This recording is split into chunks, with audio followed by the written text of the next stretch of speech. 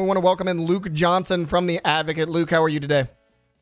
I'm doing great, man. Thanks for having me on. Yeah, absolutely. And, a couple hours ago, it was unofficially announced. So we got a little bit to talk about. Looks like the Saints are going to hire Doug Nussmeier as the offensive coordinator. This is something that everyone kind of expected for a while now. His ties to Kellen Moore, he's been with him multiple stops now. But what are kind of your overall thoughts on this move?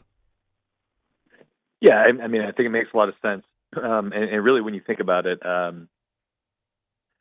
like the Kellen Moore staff that we know so far, they're all young guys. Nussmeier is going to be the first one who's in his 50s on the staff.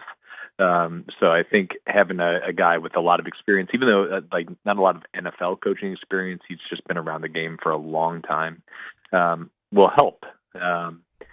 Especially when you're talking about building out the offense and putting together game plans. Like, this is somebody who's been with Kellen Moore since 2019. Like, he knows what he wants. He knows how he wants to get the message across. And he comes with a lot of experience. And obviously there's the Louisiana ties with Garrett being at LSU and, his wife being a Louisiana native. They've remained tied here. The family has for a long time. And I'm sure it'll be nice for him to be closer to Baton Rouge and maybe get a chance to see Garrett play on Saturdays a couple times.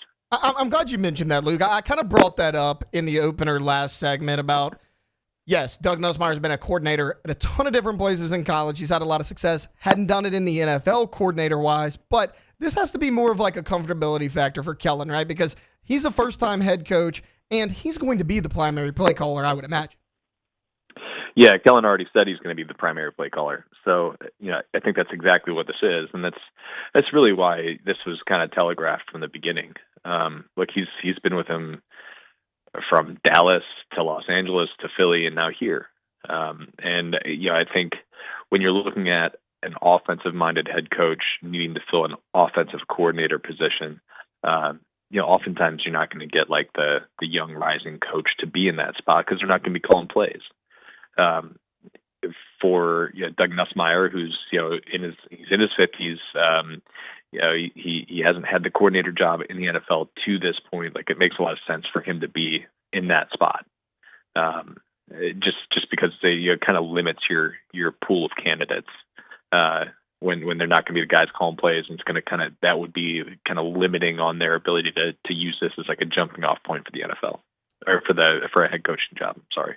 Well, yes, 100%. And now that the staff is kind of, figured out for the most part, at least on the offensive side of the ball, there's some offensive players that have been rumored for a lot of different places. Obviously the Saints have to get under the salary cap, which just changed. We'll get into that in a minute. But, there's been a lot of talk about the Saints possibly moving on from Taysom Hill, whether it's trying to find a trade partner for him, whether it's ultimately just cutting him and moving on.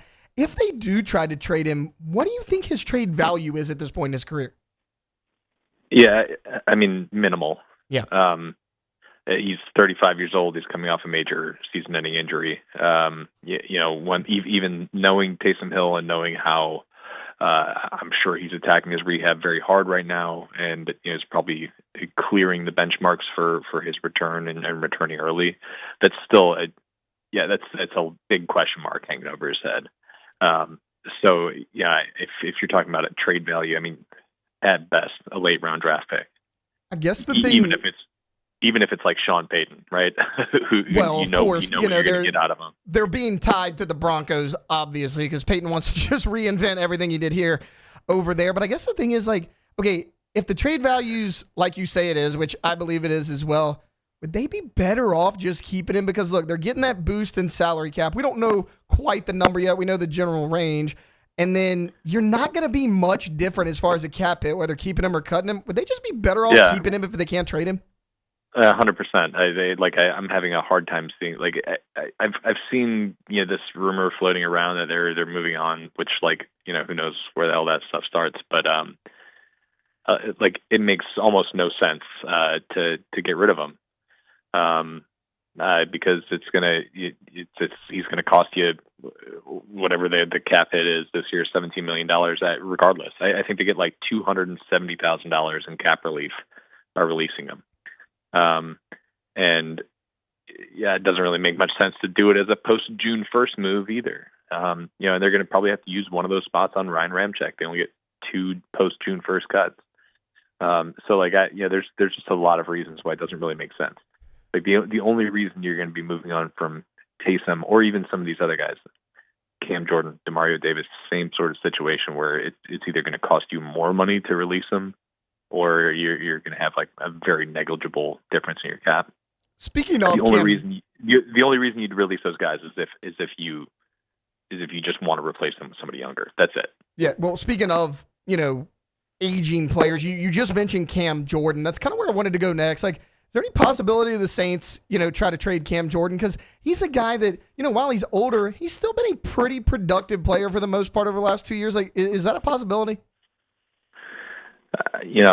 I mean, maybe. But, again, you're talking about somebody who's in his mid-30s who hasn't produced for a couple years, who's going to cost a lot of money. I'm having a hard time seeing a scenario where a team is willing to take on the salary and the cost associated with a player who's clearly in decline. That to me is, if he's going to be playing elsewhere, it's going to be as a free agent after the Saints release him, which that again is just made more difficult because of all the way they've kicked the can down the road with the cap. It's going to cost them more to release him than it would to have him on the team. Speaking of the potential to move on from high-profile players on this team, I was of the assumption that they were just going to roll with Derek Carr, year one of Kellen Moore, and obviously that's still a possibility. But I mean, you've heard the quotes, right? When Kellen Moore was asked in the press conference, "Hey, is he your quarterback?" All he said was, "Oh, well, I think Derek Carr is a good quarterback in this league," and the rumors started flying. Oh, well, Kellen Moore hasn't committed to Derek Carr. What are you kind of hearing? What do you kind of feel like? What is the future of Derek Carr in New Orleans? I think it's very much up in the air. All right, and you hear those answers from Kellen Moore, and you're like, well, okay, would he say the same thing if he's being introduced in Jacksonville and they were asking him about Trevor Lawrence? Probably not, right? So I think that just tells me that they're going to explore every possibility. And it may very well lead to them bring Derek Carr back, restructuring his contract. It's the easiest way for them to clear up some of their cap overages this year. But like, you could also talk yourself into, and I think I have myself, where you can be like, hey, this guy's not our long-term answer at quarterback. We may not have it on the roster this year, but if we go out there and we release Derek Carr and we eat the big $50 million cap hit this year, it makes it a lot easier on us next year, and we'll see what Spencer Rattler can do, or they go out and sign Justin Fields to something that like the Tampa Bay Buccaneers signed Baker Mayfield to a few years ago. You see what some young quarterback can do, and if he's great. And if he's no good, then you've got a really good chance of picking a quarterback, the top 5 pick in 2026, and resetting everything there. But like, if he's not your guy, and he's not going to be your guy, and you don't really have the guy behind him that you're fully confident in, like, what's the point in keeping him around? Do you think maybe that's the best play? Because like you mentioned, you cut him, you take the big cap hit 1 year, but then you're completely off the hook. And like, Luke, I don't want to be doom and gloom over here. The Saints don't really have the roster to make a Super Bowl run right now. So, like, would it matter? I mean, would the best play, in your opinion, just be to cut ties with it right now? I mean, I think for me, that is the best play. Yeah. But like, I could be talked into keeping him, right? Like, I think he's clearly the best quarterback on the roster, and people who want to debate that, I think they're just really they're speaking emotionally and not looking at the facts. But is he worth the $40 million that you're paying him? Probably not, right? Especially considering the other problems with the roster. So I think, to me, if you are able to get yourself in a more healthy cap situation in 2026, if you're able to see what Spencer Rattler can do, maybe he's really good, maybe he's not. I think either way, the answer is okay, because it's a good quarterback class in 2026, or at least it looks like one right now. And if Rattler's good, and you got a quarterback under a cheap rookie contract for 2 more years. Luke, before I get you out of here, look, all this talk has been, okay, well, this guy's aging. You're not deep here. You got to move on from this guy. I understand that this is not a great Saints roster right now, but if you had to pick one position where you're like, hey, they're the deepest, or maybe not the deepest, but like they have solid young talent that you got to hold on to, if any, what position would that be? I mean, wide receiver, I think they've got two really good ones. Two like game-changing type of players. I still think you need to add to that group. I really like Ted McMillan out of Arizona. Yeah. I think he would be a perfect complement to what they have in Chris Olave and Rashid Shaheed. But I really like the youth and explosiveness at that position, and guys that are still both for the moment very cheap. And I'm actually like feel kind of okay about where they're at on the offensive line.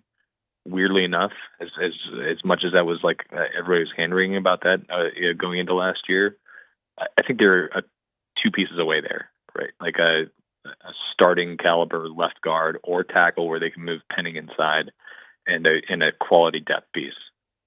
But like I think they have a chance to be really good for a while because everybody there is 27 and under.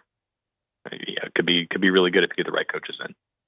All right, well, Luke, we'll see what they do with the draft. The draft about 2 months away at this point. Luke, I know Hunt's not in. We had to kind of roll with the punches. Thanks for hopping on with us. Yeah, no problem. I'll talk to you soon. Yep, that was Luke Johnson right there. Hey, it's Hunt. Thanks for watching Hunt on Saints. Before you leave, help us out a little bit. Hit that like button, leave your comments in the section below, and hit that subscribe button so you get all our content right here from Hunt on Saints. We'll see you next time.